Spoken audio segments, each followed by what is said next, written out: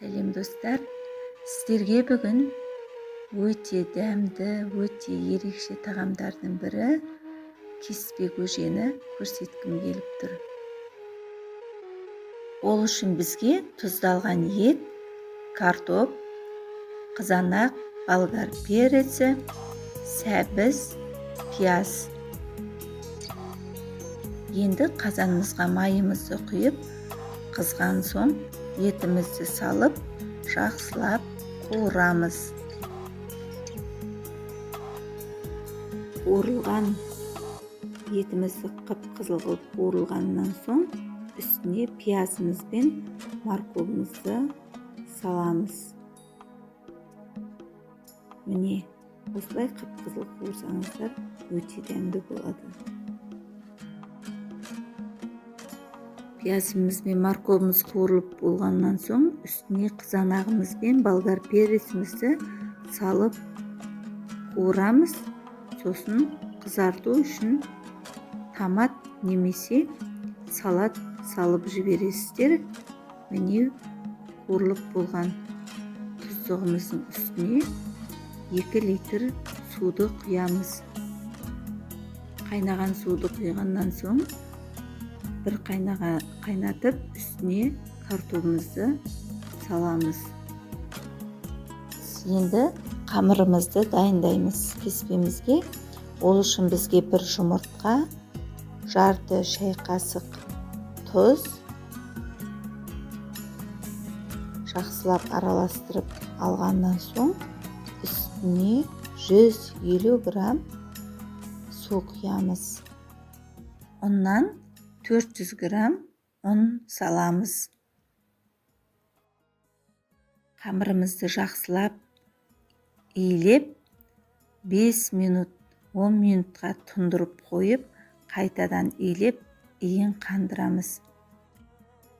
Қамырымыз осындай қатты болады.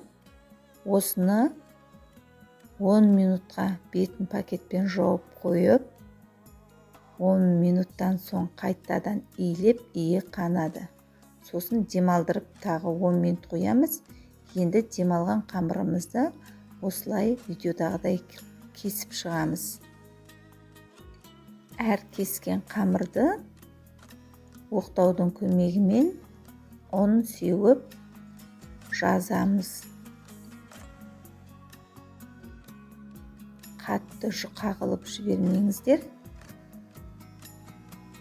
Осылай барлығын, кескен қамырымыздың барлығын осылай жазып аламыз.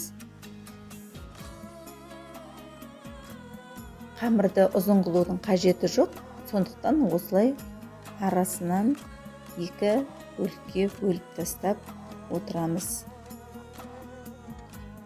Барлық қамырды осылай жазып дайындап аламыз. Енді лапшаны кесетіммен осылай кесеміз. Қандай керемет, қамырымыз өте керемет болды. Бір-біріне жабыспайды кескен кезімізде.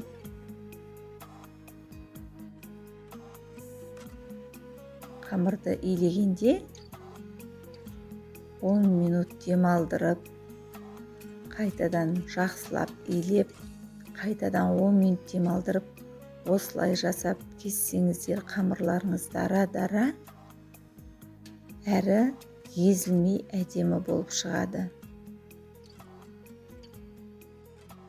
Енді қайнап тұрған сорпамызға осы кеспемізді саламыз. Кеспе салған кезде қазанның астының отын ең жоғары отқа қою керек. Сол кезде кеспеміз езіліп кетпейді. Кеспені салғаннан соң 10 минут қайнатасыздар. Кеспе қайнаған кезде үстіне паприка мен кориандр саласыздар. Иісі өте керемет болады. Қамырымыз пісті деген кезде өшіріп, үстіне ас көгімізді саламыз. Міне, тамағымыз дайын болды. Қамырымыз езілмей, дара-дара әдемі болып піседі. Ас болсын. Менің каналыма тіркеліп, лайк басуды ұмытпаңыздар.